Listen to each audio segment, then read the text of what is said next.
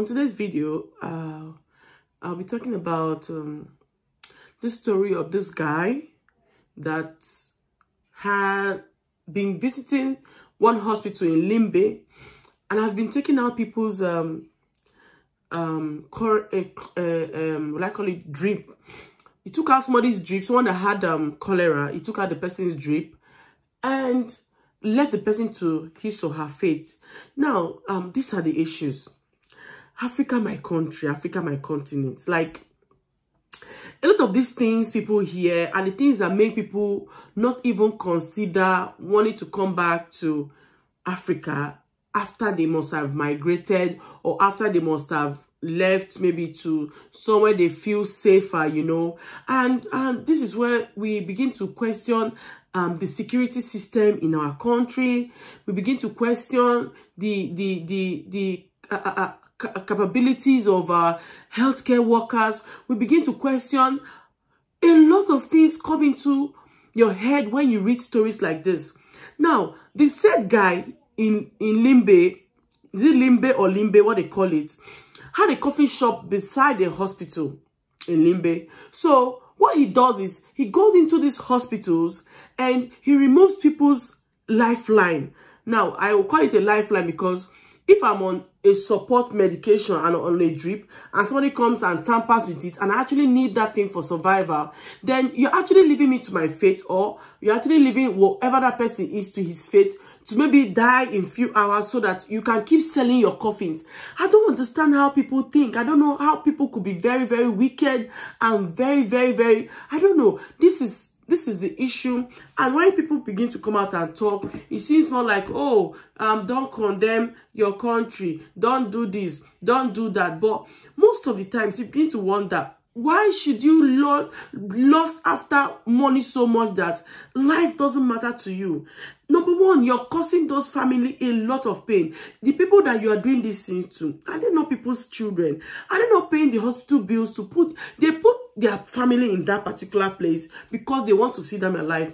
Then you, because you want to make money, you go there, you dismantle their drip, then you leave them to their fate to die because you have a coffin shop beside the hospital. And definitely, when people die, where is the next place, or what else the next step is to either put them in the what they call it, oh, just keep my head, or you take them straight to where you're going to buy, you go straight where you're going to buy a coffin and you get a coffin for them and they are going straight to the burial ground. So if mortuary, that's the word I was looking for. So if the hospital has a mortuary and there's a shop beside that sells coffin, it just puts two and two together that, okay, in the man's head is like, if I want to play a fast one, if people keep dying in this hospital, then obviously they'll put them in the mortuary. And the next place, nobody wants to go for. Who wants to go for? Someone that is mourning. Who wants to go for to go and start looking for a coffin? The next place they're going to think about is the coffin seller just by the hospital there.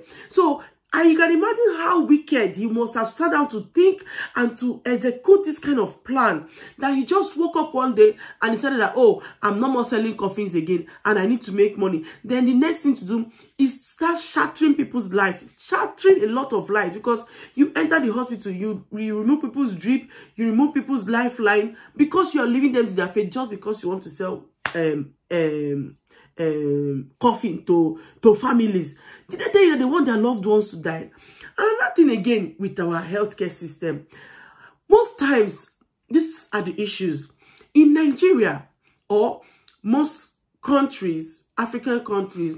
We don't really take a lot of things very seriously. Now, if there had been a camera, or even if there's a camera in that hospital, I can bet you nobody was watching that camera.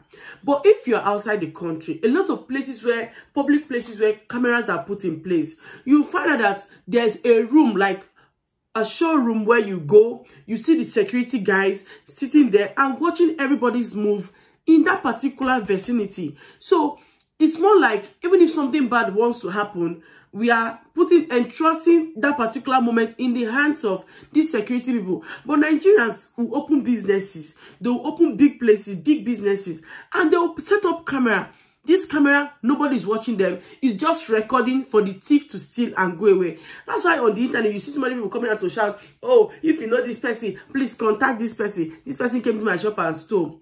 People are supposed to be watching that camera 24/7. That's how it's done here in the Western world. Somebody needs to be there. That's why there are security guards. Those security guards are not for only standing at the doors or entrance to your club. You need a room, like an office, where people will virtually go and watch the day-to-day activities going on in your business places. So I wonder why you get a camera in a public place, in a business place, and there's nobody to follow up the whole activity of the day. So you can imagine the kind of wicked, and I don't know what to call this. So that was how he removed somebody's drip that was suffering from cholera, and he was caught. I'm happy he got caught, but only God knows how many lives would have gone with this pattern. Only God knows how many people did not deserve to die, that have actually died because one greedy person just decided that, oh, let me just take people's life. I have a coffee shop beside and I need to make my money.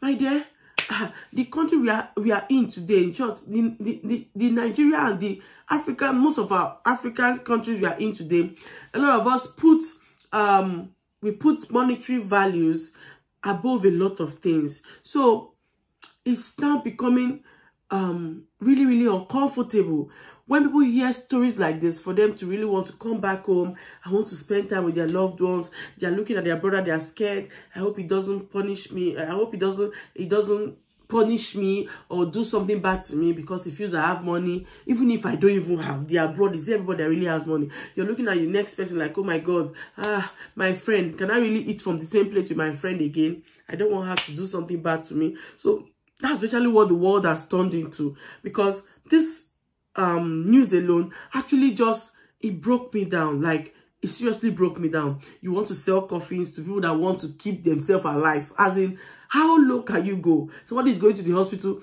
to keep him or herself alive because they need to stay alive for their family and loved ones. Then you are coming to take their life because you want to sell mere coffins. My God. Anyway, that's it for this particular one. So we're going to get into Empress's story.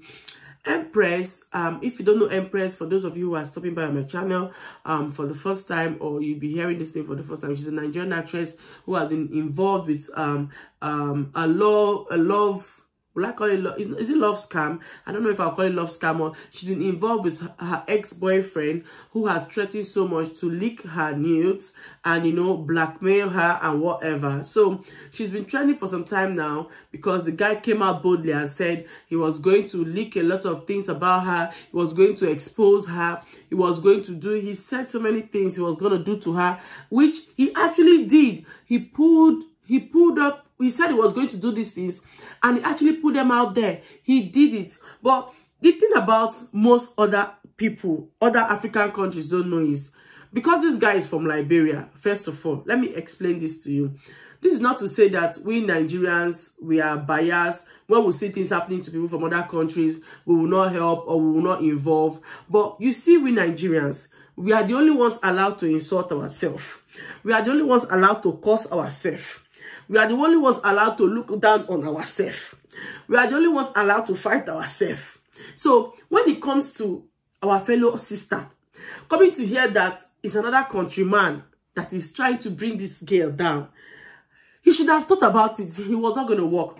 I think the plan was to make her news go circulated in the space.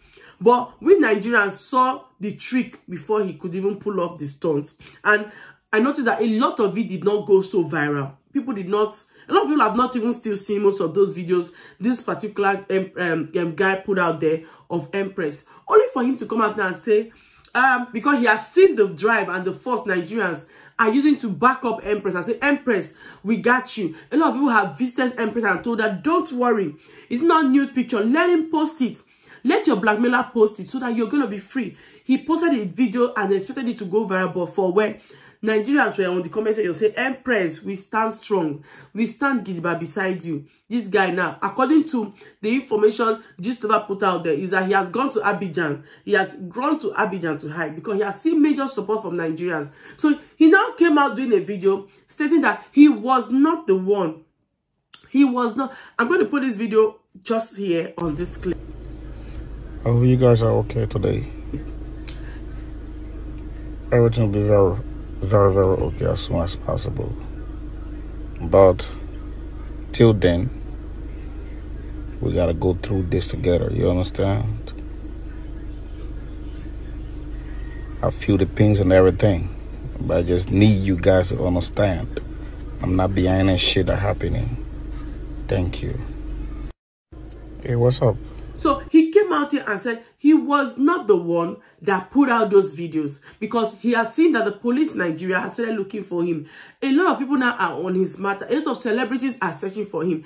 A lot of top Nigeria officials are searching for this guy everywhere. So he's now coming to cause, like, he's not coming out to say, I did not, in question, I did not put out a video, we can sort this out.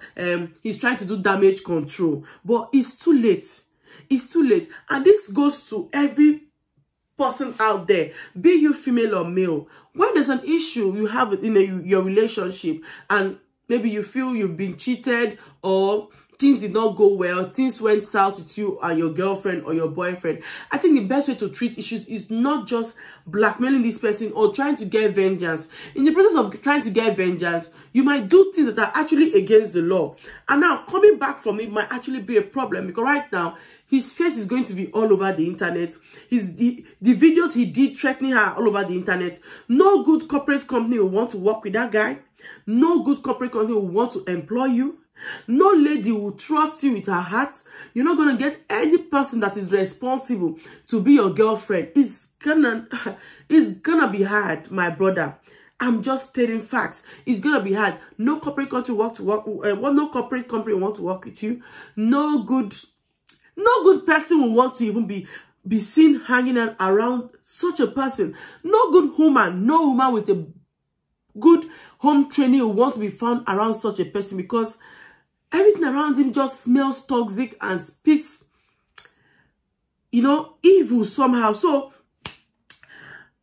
that is all I have to say in this video. And I wish Empress well. I wish her all the best. I just hope that a lot of our ladies, a lot of people, ladies, both ladies, I won't really say just ladies, even a man can be blackmailed. A lot of people out there, please stay safe. Love is the thing of the heart, we understand. But before we give our heart to people, we should let us put them on the scale. And is this person really worth it? What's going to happen next? What is this person all about? Why is this person here for me? There are red flags you might see. And don't ignore the red flags because they are there all the time. Do not ignore red flags. They are always there all the time. So guys, that's all I have for you in this video. I hope you enjoyed it. Please give this video a thumbs up and thank you all for watching. Stay blessed. Bye.